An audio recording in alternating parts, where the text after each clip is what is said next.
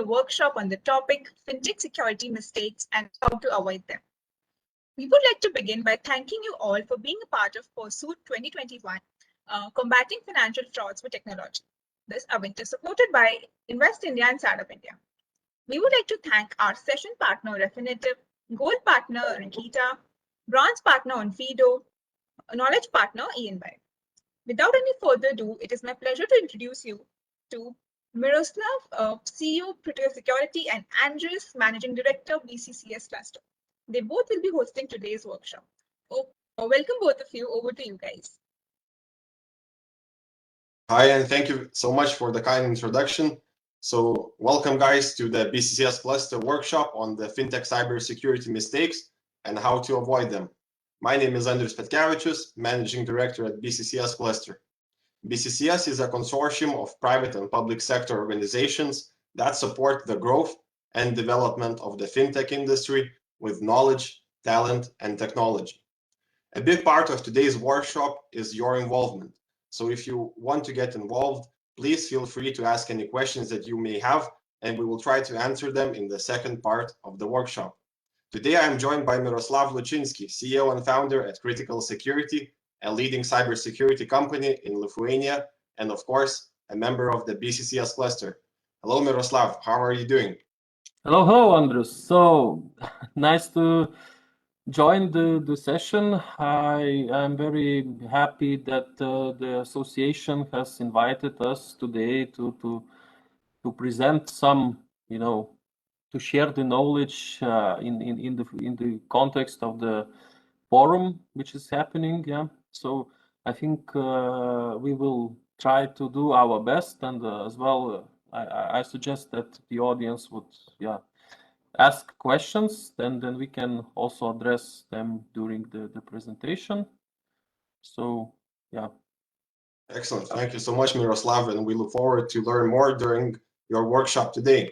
And actually, more often than not, we hear news on hacking, cybercrime, cybersecurity incidents, and personal data breaches. And actually, the fintech sector is no different. Fintech companies at their early stages are able to innovate at a rapid pace. This enables fintechs to create new products and solutions at a high speed. However, as the organization grows and becomes more integrated with their clients, processing and holding more personal data and assets, the more likely it is to catch the attention of cyber criminals. Today's workshop will shine a spotlight on the cybersecurity risks and, more importantly, how to mitigate them. Miroslav will share practical insights and experience, and just before we proceed to the presentation itself, Miroslav, could you please let us know more about yourself and the company that you represent? Afterwards, we look forward to diving deep into this topic and receive your insights during the workshop. The floor is yours. Thank you. Thank you. So, just very shortly about myself. My name is Miroslav Lucinskij. I'm the general manager of Critical Security. It's a leading cybersecurity company based in Lithuania. I mean, we are doing mostly the regional work, so to speak. So I understand that the world is big. So we, in our region, we are known for providing mostly like the offensive side of things, like security testing, red teaming, and so on. So my background, of course, I'm now more into business side of cybersecurity, but my background also, I come from the field of technical security research, so to speak. So in the past, I also had some advisories, vulnerabilities published. So yeah, so the goal, of course, of today's workshop will be share, to share the practical experience we have gathered through interacting with different fintechs, because Andrius will do. I think we have also many fintechs in Lithuania. So Lithuania is also known for attracting the fintechs here. So even promoted by Bank of Lithuania. So our association, BCCS Tech, so-called, also works with many such fintech customers. So we we have experience dealing with those challenges which they face. So without further ado, I think we can jump to the context which surrounds today's basically fintech ecosystem or environment, so to speak. So I mean, during the preparation, I just took some headlines. Yeah, I mean, if we go back in time, like 5-10 years ago, you would rarely see basically the headlines to be every day about some cyber attack happening, some ransomware attacks, somebody doing something, extorting money from organizations, and not only fintechs, but I think all kinds of different organizations, even power plants or whatever. Yeah?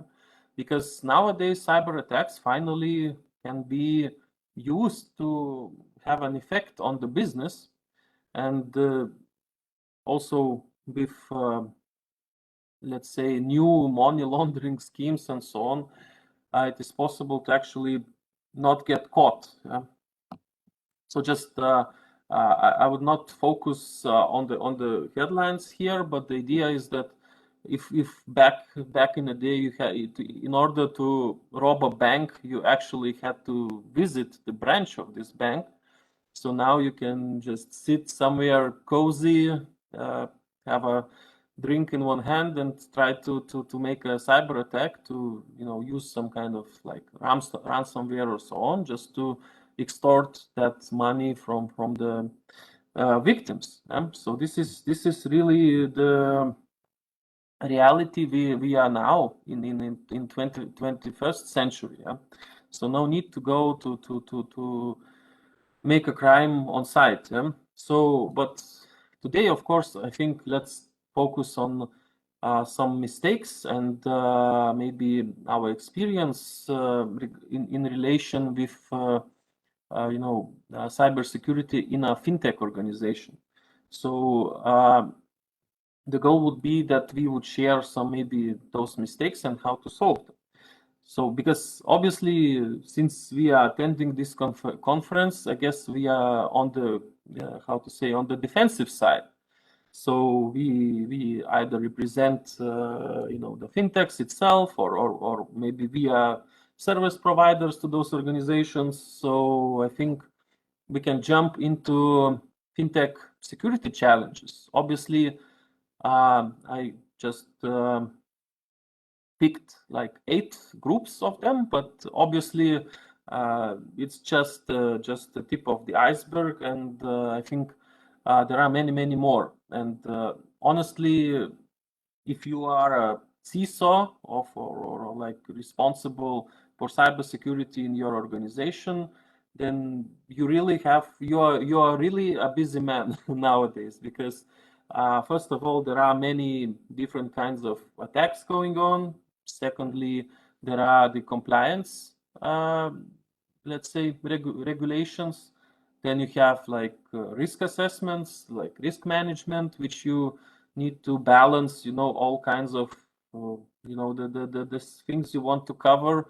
And and the main issue usually is that you always have the limited budget to manage all these things, and each day there are more and more of them. Yeah. So yeah, so this I think if we take like the typical fintech, so it has those 8 security challenges at least. I mean, during this 1-hour presentation, I think if we will be lucky if we are able just to touch on the surface here. Yeah. So I think let's jump. I mean, straight to how to say, to the action, and talk about since I have that kind of a technical background, so I will not focus too much on the compliance side of things, because obviously regulationer side of regulations are different in every country or region, or so there is I mean, there are general things that needs to be addressed, but with each regulator has its own requirements. So if we talk about how compliance is interacting with the cybersecurity, I would say that again, compliance is something you must meet. Yeah, so it's not optional. You have to be compliant to the regulations. Otherwise, you as a fintech, which does some money management or lending or whatever is your business, then you might lose the license, because usually all these activities are actually licensed. Yeah. So what we see, so compliance should also be like interfaced with the technical security, because some people often think that if you do everything what compliance requires, then you would also be automatically like secure. Yeah, because if you meet the formal requirements, then you must be secure. Yeah. So in my opinion and my experience is actually that I have not yet seen any organization which would be fully compliant to everything. Yeah. Because I mean, even if they are today, then tomorrow maybe something changes. Yeah. And they at some point their compliance will degrade. Yeah. So again, this is important in the context that compliance is is part of the ecosystem. And for example, we know that some regulations cover only some parts of cybersecurity, like for example PCI DSS. Yeah.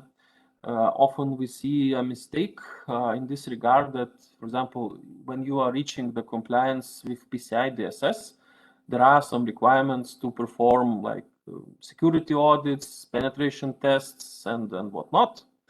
But those tests are only usually their scope is limited to the card holder data, and they do not cover in depth, so to speak, the other aspects of your network. So, or sometimes they can be performed only on automatic basis, and then so-called ASV scans, which just basically is a scan. And management then thinks that yes, we did the tests, so we are now, our security is, let's say, improved. Yeah. But in reality, it's just it covers only part of this. So another thing we see in practice is that compliance is always is perceived as mandatory thing, so you must be compliant. And then, if possible, you should address the cybersecurity issues. Yeah? I mean, if there is a budget left. Yeah. Although achieving compliance is maybe sometimes could be easier, because you understand very clearly what you need to achieve in order to be compliant. Yeah, because there is a law, you can read it, and then you can make your actions in this regard. Yeah? In addition, also I will talk about it later, that to be compliant, we add also additional software to our organization, and this software additional systems for anti-money laundering or fraud identification could actually expand the attack surface, right? Because they increase the complexity in the network. So I will not maybe stay longer on this compliance side of things, because I think it's straightforward and well, not easy to achieve, but understandably, so to speak, quite understandable topic. Yeah, and then what is also, I think, related to that is we have the organizational security, which talks about, which is a domain which talks about information security management within organization. So obviously you have heard, some of you have heard about the ISO 27001 standards family. There are some, other US based and maybe in some regional based standards to achieve it. In my experience, I know that this is quite good thing to implement if it's done correctly, in a sense that as you can get, for example, for ISO 27001, you can get the certification from the independent auditor, so that you get a real certificate, and then you know that your organization is compliant to this. So some people or organizations just try to get this certification for the sake of having it, or to show it to the customers, just to have like some kind of formal compliance, but not actually use this standard, which is, in my opinion, is a big mistake, because if this standard or similar standard is implemented in a correct way, then your organization receives a lot of actually benefits to, so to say, to use the standard for the good for the future of the organization, and then also incorporate technological security into compliance and conformity to the information security side of things. So this is kind of also integrate. It gets some integration into into culture of organization. So, but again, to implement it correctly, you as a fintech, you need to have your processes documented, and actually those should be very kind of transparent. Yeah, otherwise you will not be able to manage to perform risk assessments, to understand what are your weak points and so on. So also another mistake is sometimes that organizations focus, they try to cover everything with that information management system, and then it becomes a very large project. So from my experience, it's better to begin with small steps and just build on top of those small steps. Then you can use the cyclical approach to come back, do the risk assessment again, identify what new risks are there, and implement it inside the organization. Okay. Sorry for that. Okay, unexpected. We jumped to the conclusion. Yeah, I just yeah. So I guess it's the system shows me that I need to go further. Yeah? So okay, so talking about fintechs, the usual situation is that we as a fintech organization, we need to be first on the market. Yeah, and usually fintechs, I mean, 99% of fintechs have some kind of an application approach, that you give your new application to the market and try to get, like, to be the first on the market, to gain the share of the market, which is obviously this is done for a reason. Yeah, that let's say creative new ideas, they are quite simple. Yeah, and someone can very easily catch up on that. Yeah, and if you want to be successful, then you need to also try to be at least one of the first in the market, because then you can get some attention from the customers and also to reach the state where your product is just assumed to be like you have now, like some mobility applications or financial applications which you are using every day, and just you don't think that it was a startup like, I don't know, 5 years ago. You're just so used to that. Yeah? And here is the challenge, that this rushing to market creates usually technological debt. Yeah? So because the business is focused on the features, and on marketing, and on increasing the user base, and also obviously the let's say the budgets are limited. Yeah. So, but on the counter side is that it's important that financial products, they are expected to be secure. I mean, if you would know in advance that your bank is is not providing adequate level of security, then you would not take your money there. Yeah, if anybody can walk into a vault and take some part of cash, then it doesn't make sense to use it. Yeah, so every time we as consumers, we assume that the product is secure. Yeah, and if of course if we can very, let's say, not easily, but understand the technology, well, the management's information security management risks, then it's quite difficult to address all kinds of technological security risks, like since we have some kind of app, yeah, we need to make sure that it provides certain level of security, yeah?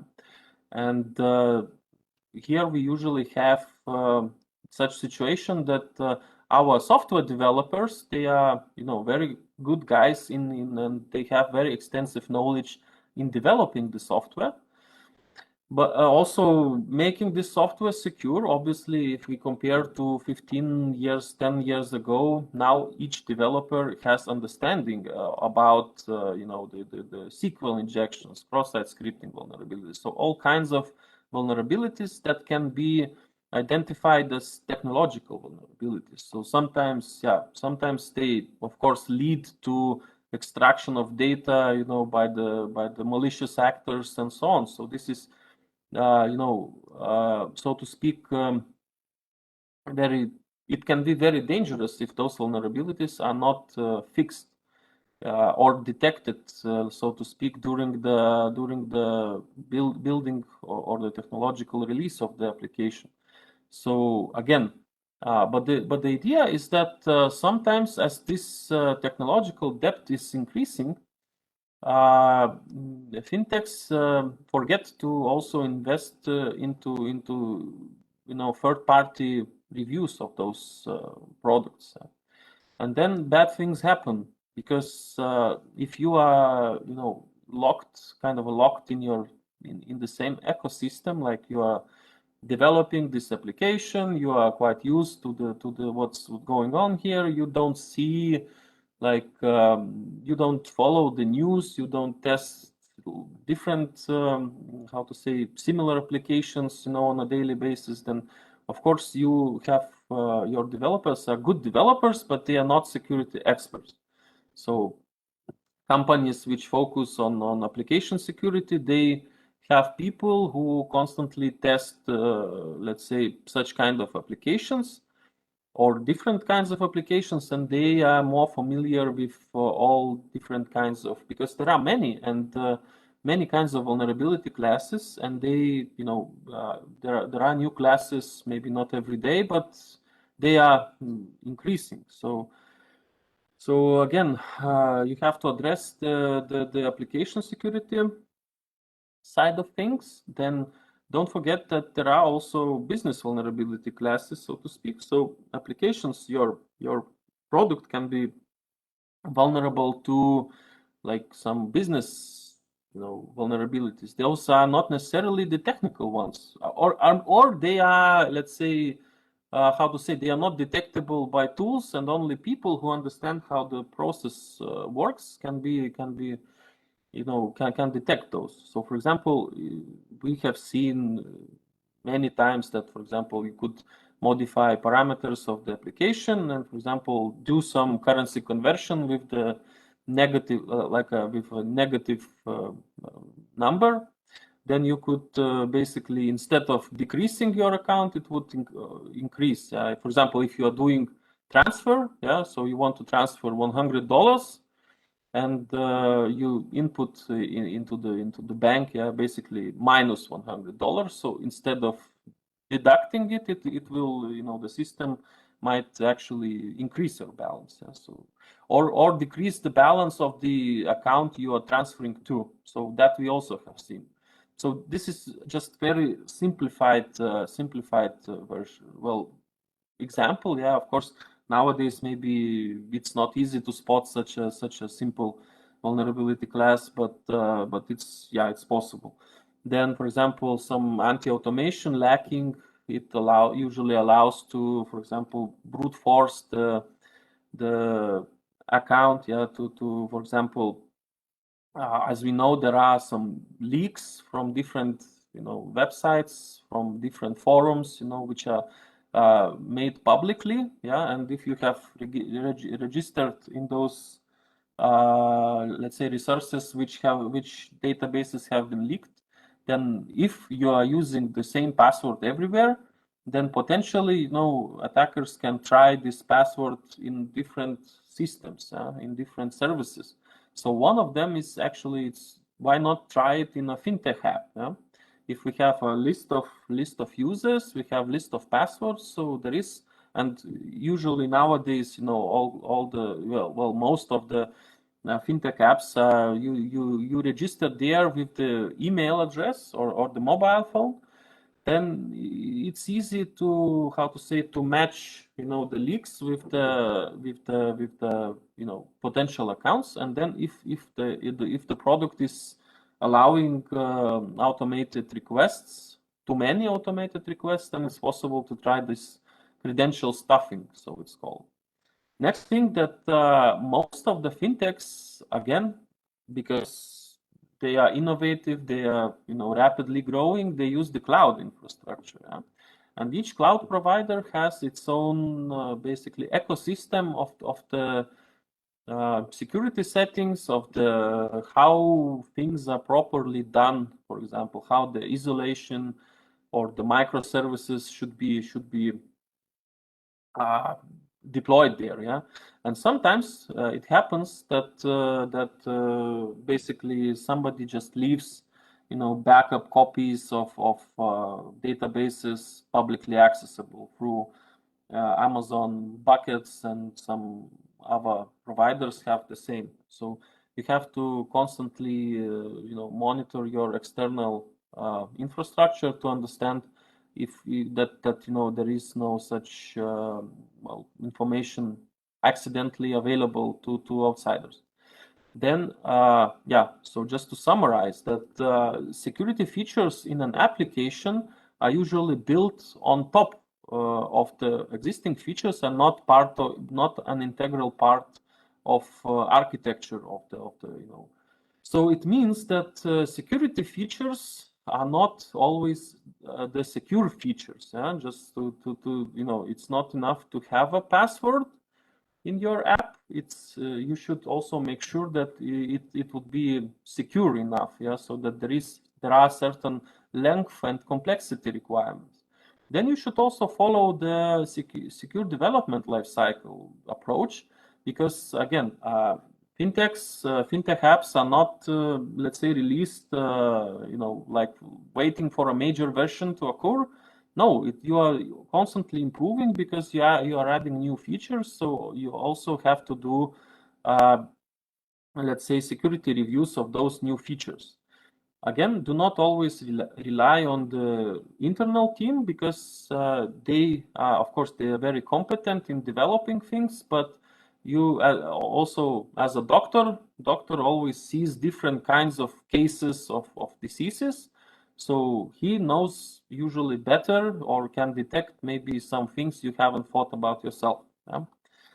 Then we have, again, here probably I will just briefly touch, is that there are also always integrations with third parties. So like fintechs usually use like the they buy a license of core banking system on the market. They add some anti-fraud or know your customer solutions.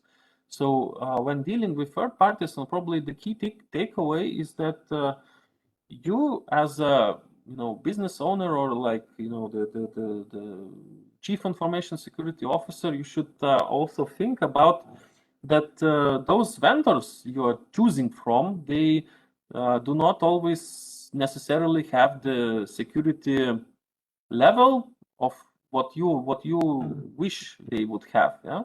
Or sometimes they just declare that we are very secure, but if you ask for some proof, then you will not get it, because at some point, if you can find it on the internet, there was studies done around secure core banking systems, about the security of core banking systems, and the major like vendors they just, yeah, and there was a survey made, and basically the vendors' responses were that some of them had fixed hundreds of vulnerabilities, some of them have not didn't have any vulnerabilities, some of them had like dozens of them instead of hundreds.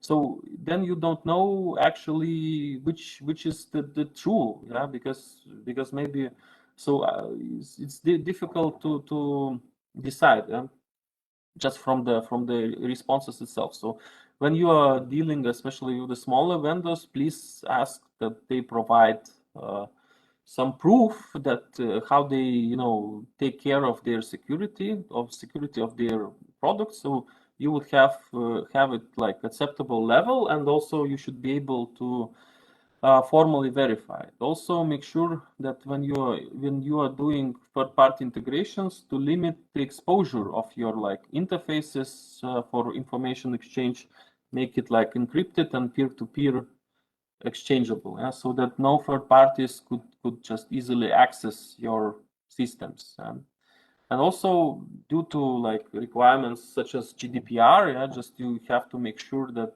you know where your data is actually processed and where it is stored. Yeah, well, something, yeah, I think, yeah. Okay, so no problem. I will some hacking attempt. I think no, I think my space bar on the keyboard is just somehow. Yeah, moving forward. So we have also, as part of our risk ecosystem, we have the human factor. Yeah?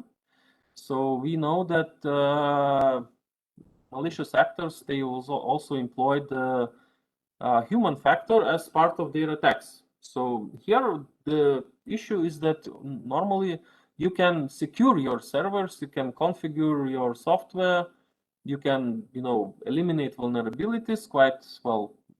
In IT everything is like binary. Yeah, it's either on or off. Yeah, so you can fix those issues, but with the people it's a challenge. Yeah?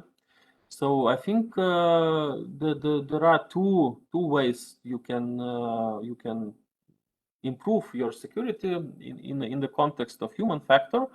Is again most important is to educate people, your employees, your contractors, maybe to again enforcing some policies which nobody reads is possible approach, but it's not efficient one. So you want to actually educate them to present what kind of security risks are there, and to so that they understand that they can be a big target, because it's not necessary to hack the server when you can just ask someone to provide access to it. Yeah, just politely ask. Yeah, just call the person, ask to create the user account, and just make a story around it. If you know some inner workings of organization, then it's possible to create such scenarios, so you don't no, it's not necessary to make the hacking attempt. Yeah? So if people would have a way to identify that for example, the person who is calling is actually that person, then this will help them.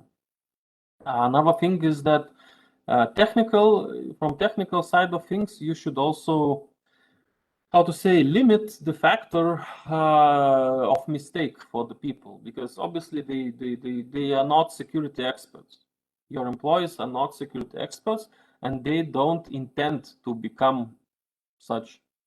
So they just want to do their function. They want to do it, nowadays in sitting near the lake or the sea, from anywhere in the world. They want to connect, to your network, to do tasks they need to do, and then go back to their family and so on. They don't need to to try. Well, they don't want to spend time investigating if it's a malware attached to the email, or is it a legit document. Yeah?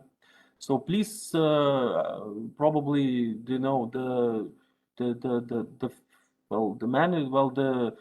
IT should enforce some software which would try to limit the person's ability to make mistakes just by technologically preventing those. Like, there are for attachments, there are like nowadays, detonation software which opens and tries to analyze what is those attachments. Those can be installed centrally, and and just make things easier for for you to address the human factor. Next thing, usually again due to compliance reasons and basically, well, it's a smart thing to do actually, is to do the event monitoring. Because if there is, well, some questions, you want to roll back and see what events have led to certain outcome. So we have those event monitoring systems which basically try to monitor the events and basically understand what is how to say, what negative events can be detected. And usually the mistakes with there is that there are negative events, but you don't have the data is not reliable or is inconsistent. Then this could be a problem. If you try to, something has happened, you have been like doing the event monitoring, logging everything, but there is no, basically the files are inconsistent and it's not enough information, how to say, and you cannot basically make sense out of it. So this is probably understandable. This is part of technological risk. And and this is important thing to think about it, and maybe not rely on the monitoring so much, because this is basically the last resort. So when all other things have failed, yes, you should be able to access your logs and to see what happened. Sometimes it helps to for the prevention of things, because if you can detect the attack early, then you could win some time to react to it. But usually the monitoring has this problem that people are looking at a lot of events, and normally nobody is attacking you. So then you every day you are looking at this, the heap, and the events are building up. The data quantity is huge. And then nobody is attacking, so you start relaxing, and then when the attack comes, it's possible that your staff will not notice it, or just disregard it as false positive. So I would say yes, the event monitoring is important, but you should not rely on it as a main security feature. Again, additionally, I want to mention that there is such thing as an advanced persistent threat. So most attacks are happening in a sense that attackers just send the malware around and wait for it basically to that somebody opens. They don't attack the chosen organization. They try to just make some scans over the internet. For example, there is some kind of vulnerability. They scan the whole internet and see where they can get the access. And the difference with advanced persistent threat is that this is a motivated attacker. So in case of a motivated attack, you will basically usually have a problem, because those people, they employ such methods that they actually spend time in understanding how your organization is working and what kind of defenses you are using, and they can tailor the attack basically to your organization. So it means that you will have, the fintech can have a hard time to, first of all, identify such attack, because this can be, it can take a very long time span, and if the attackers fail at some point, they will come back when there is some kind of new vulnerability that they can exploit in your network. So with this, it's very difficult to basically address those attackers. But yeah, and the best thing is usually when they don't attack. Yeah? So this is so-called. That's why the defense in depth should be used. That you have to combine all kind of sociological, the managemental security management, and as well the basically the technical part of things, such as testing your applications, perform the event monitoring and whatnot. Yeah. So yeah, and those targeted attacks also can the attackers can then try to extort and usually will extort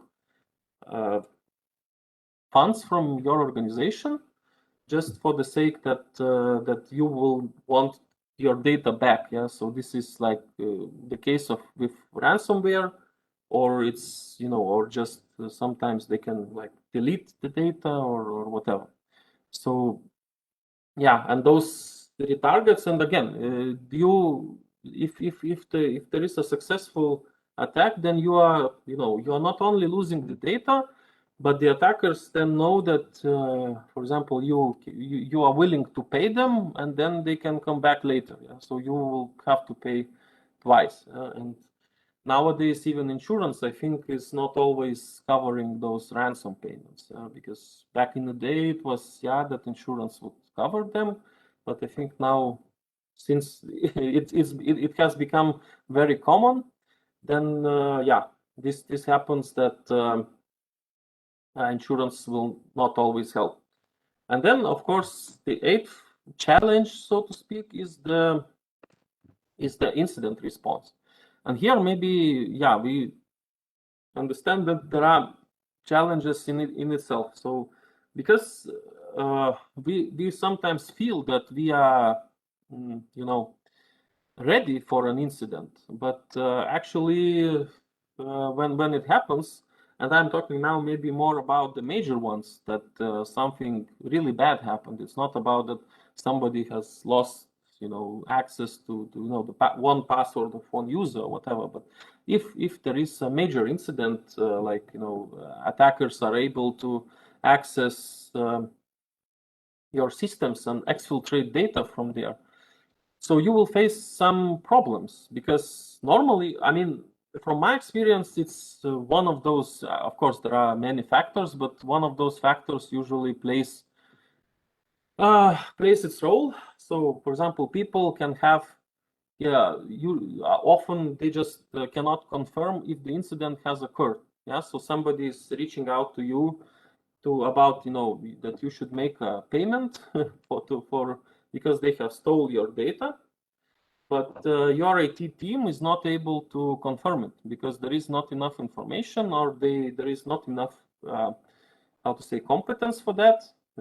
And this can then you are losing time because you don't know what you should do. Then there are some like backups are in place but not tested, so the quality of backups can be actually bad. Then again, as mentioned before, there are like insufficient log files.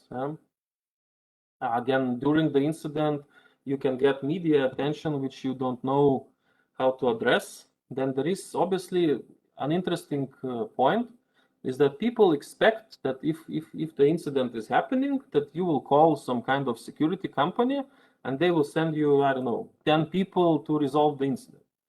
So the problem is that it will cost a lot, and nobody will be actually sending you a team just on your request. So because everyone is busy, so it means that in the more mature models, companies have so-called retainer agreements that allow, for example, you pay some fee, and then you are guaranteed in case of an incident to get certain amount of work manpower at a guaranteed time frame.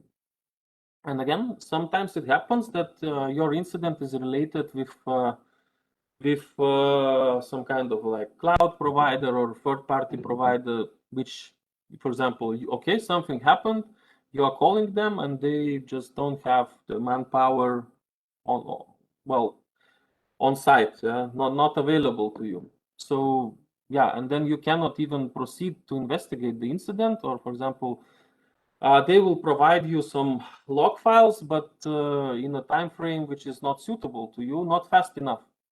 And only, and you often learn about it just basically when it's too late.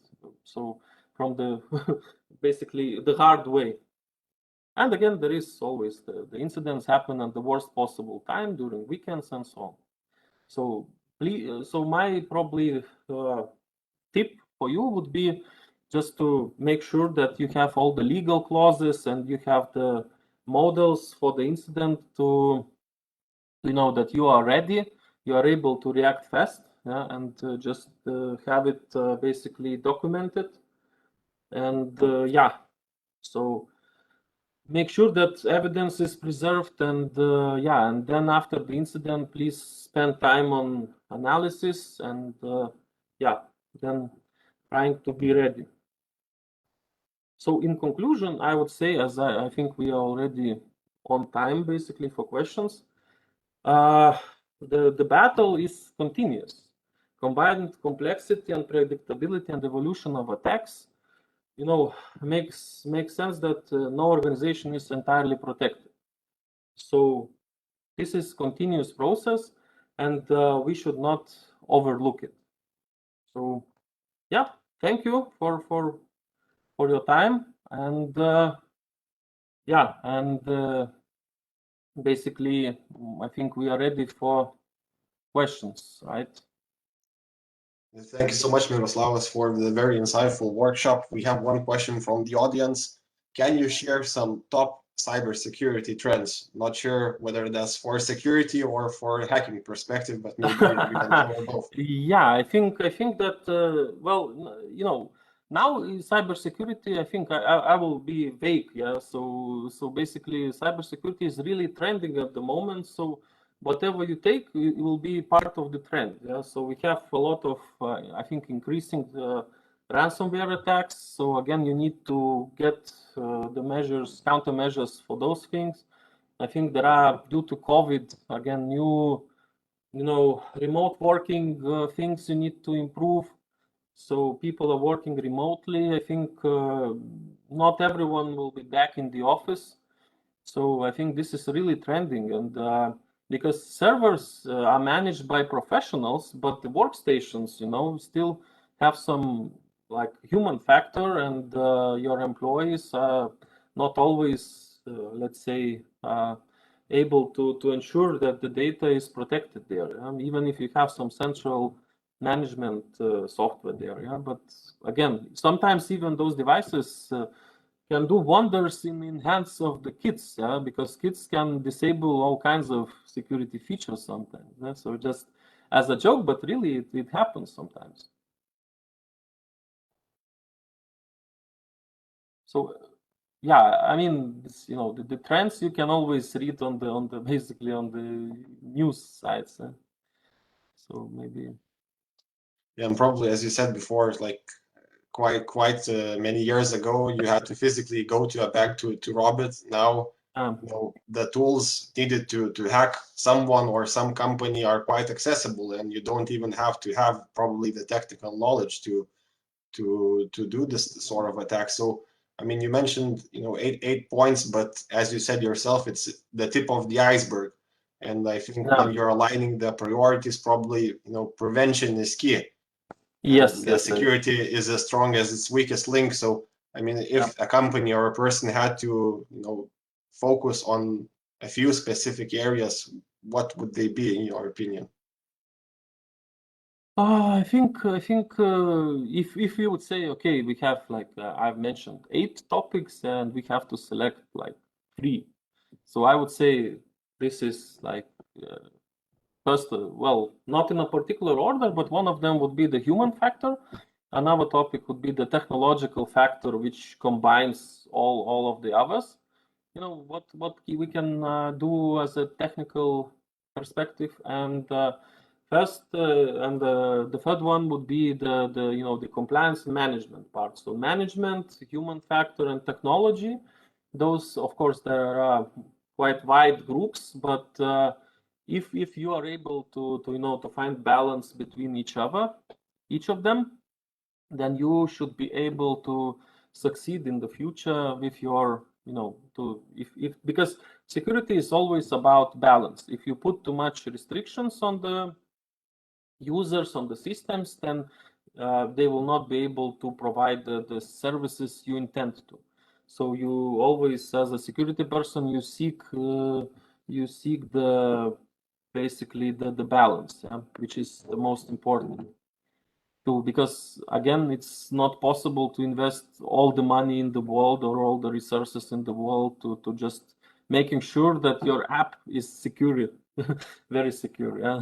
So that's not possible. So you have to seek for the balance. Yeah, and as you said, it's always the attackers are getting more, let's say, upgrading their tools and the processes that they do. So it's sort of a cat and mouse games. You will never be invulnerable.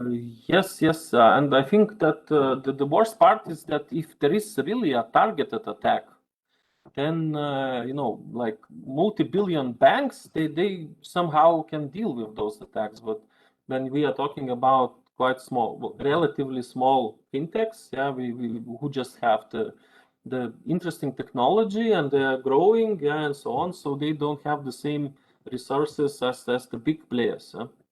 So it's very, how to say, because the attacker chooses when to attack, not you as a defender. So it's always the attacker has always the advantage.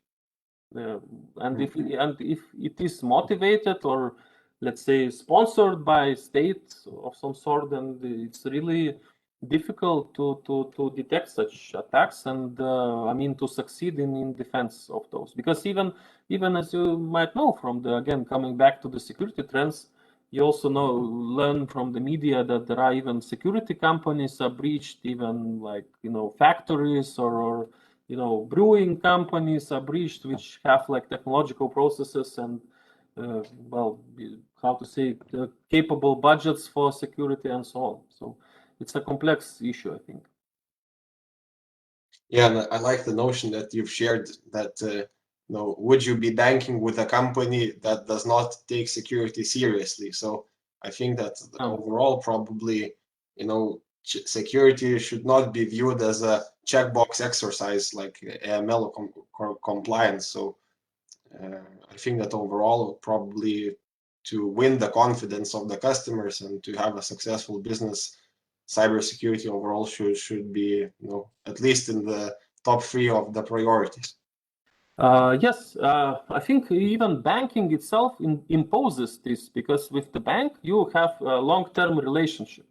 So long-term relationship is also coincides with having the long-term assurance of cybersecurity, because you cannot just go and get cybersecurity in a shop. So you have to build it for over the years. So the same is with the banking relationship. So with the companies putting money there and so on, they are building the relationship through the services and so on. So this is long-term game. And overall, I would maybe see a potential scenario where, for example, you guys to come to a company, and as you said, there's the technical aspects and there's the organizational aspects. So do you get the, let's say, friction between the current processes within the company and the way that you want to change them? Because, as you said, the culture has to be aligned appropriately. Well, it's again, it is not a yes or no question. So I think that from our experiences, that those companies who at least have tried to embed their processes, security management into the culture, they are more successful.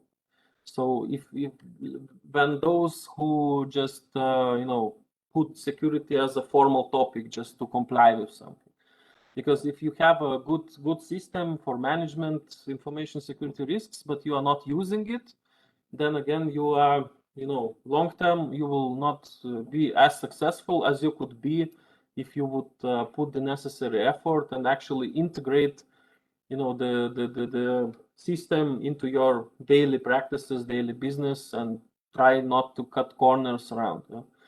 So I think this is, yeah. I see that we're actually running out of time. So since we don't have any further questions from the audience, Miroslav, where could our audience find more about what you do and ask any questions if they have?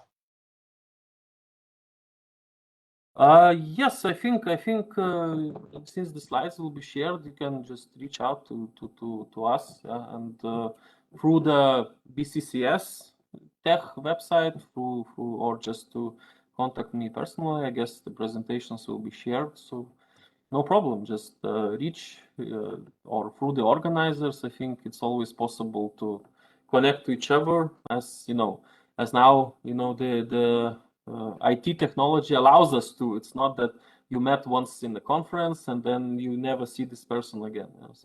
So now it's easier. You can connect on LinkedIn, you can write an email, and so on. So and find through the organizers.